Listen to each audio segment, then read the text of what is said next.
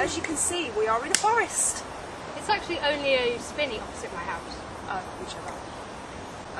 Anyway, alright, in today's episode we're going to be talking about horrible histories, Les Miserables, and we're also going to be featuring the music video of Paramoure's new song, Still Into You.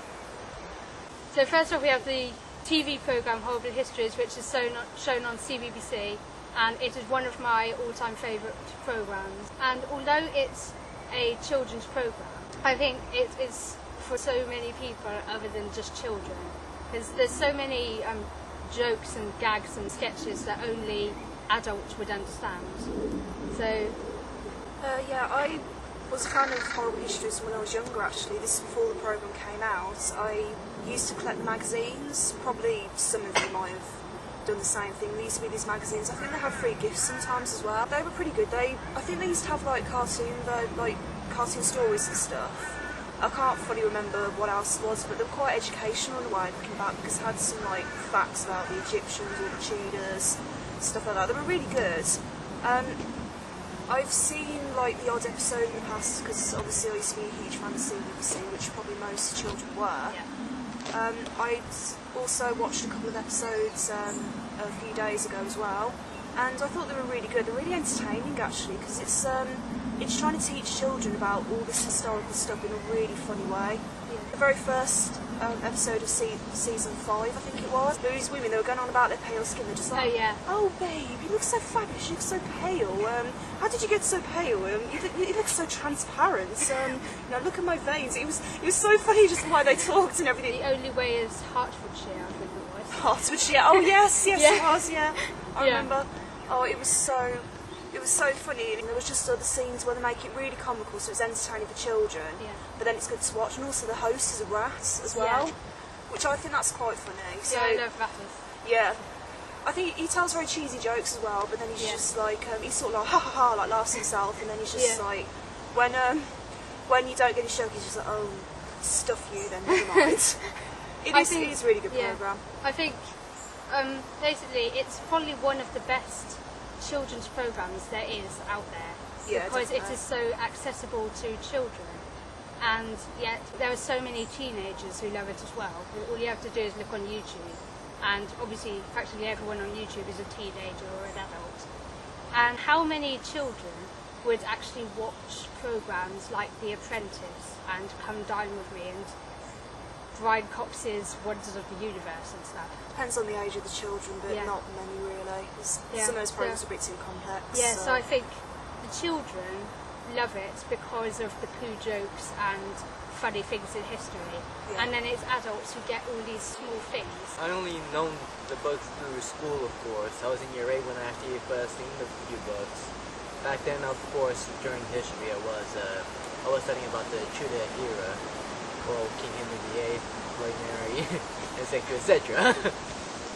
and then, well, of course, while I was going to the library, which is something that I rarely do, I did come across that book though, and it did seem quite entertaining. So of course, I did have a bit of a read through it, and that's where I kind of started liking it.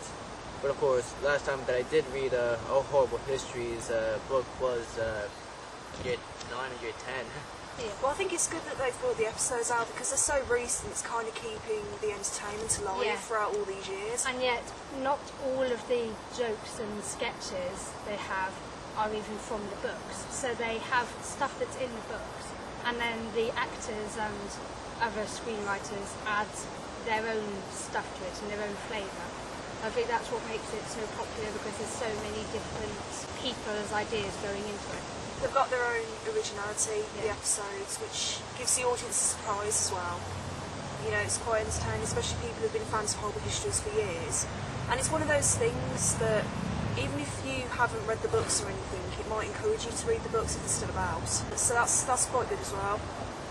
And I think because it's educational, you know, because a lot of kids find it difficult to concentrate in school and stuff like that, I think it's quite good, because it's a really fun and light-hearted way of teaching children. Because what I like about it as well is they have these little flags in the bottom corners of the screen, which will, like, say if a character says something, the flags might deny that fact and says, oh, it did happen and that kind of thing. But it can be something simple like that, and then it can be an actual proper facts. Like with the Victorians example I was referring to earlier, they'll say stuff like Victorians really did this, and it makes it quite funny as well, just have these little pop-ups at the end, and it also teaches children that those are the true facts. Those little things, I think they're actually really important. Because, you know, with a programme like Horrible Histories, because there's so many layers of it that adults would understand, I think children watching it would take everything at face value.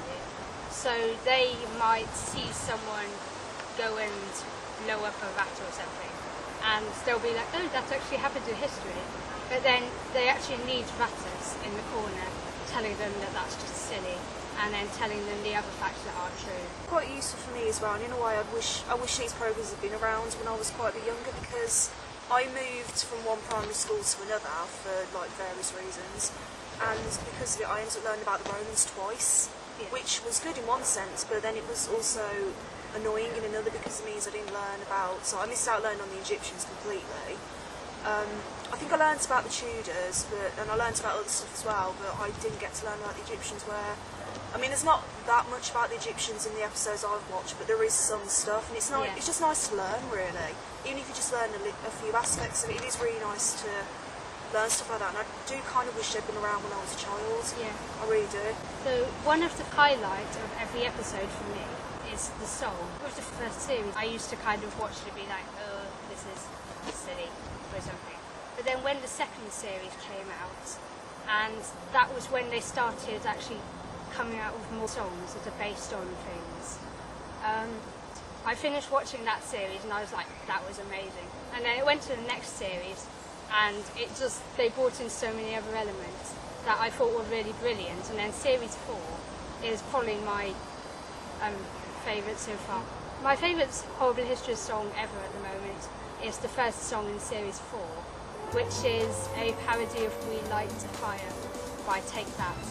It's the RAF pilots singing about their heroism and stuff, and that shows not everything they do is necessarily horrible. It sometimes shows the heroism of people as well.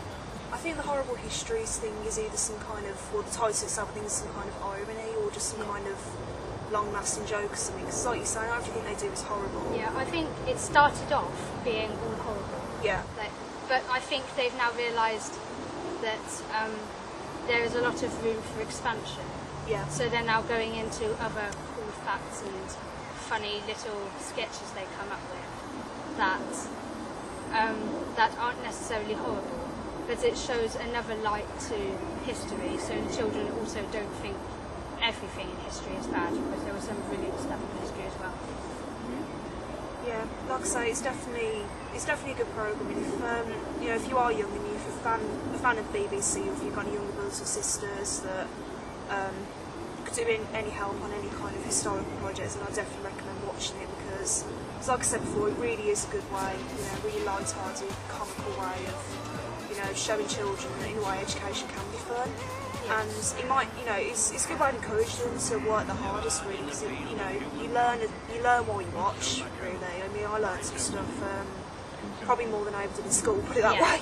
So I think that's actually really a lot of people's experience, isn't it? Yeah, by the sounds of it, yeah. Another thing that we haven't mentioned is the fact that there's actually loads of guest appearances. Like in series 4, the 3 main stars of League of Gentlemen came along, which I haven't seen, but I absolutely love Mark Gatiss, and I actually read on internet the reason why all these people who you might think would be over children's television, they all said about how brilliant they thought Horrible Histories was, and how much of an honour it was for them to all come back together in this series. And they actually came back in series 5 as well, and they're still here. So I think it really is a testimony to how wide a range of people Horrible Histories appeals to. Hello, my name's Mary Shelley, and I've written a book that I believe would make a great movie. Oh, please, don't waste our time. We had a woman in here called J.K. Rowling saying the same thing. We threw her out. She never worked again. I would rate it 10 out of 10, definitely. Obviously, some people might hear people speaking this series up, and then they'll watch it, and they might wonder what all the fuss is about. thing is, you need to remember it is still a children's program. But once you get past that, there's all this brilliance. I'd probably rate it a 9 out of 10 mainly because of similar reasons to Abby, really, because, you know, it's just like I was saying earlier, really, as well, you know, it is really good for education, it's entertaining, it's funny, actors are all, you know, really good as well, you know, they probably have quite difficult parts, in my opinion, because it must be quite a bit of a challenge to portray someone from that era, but no, they you know, it is really good, it's really convincing as well.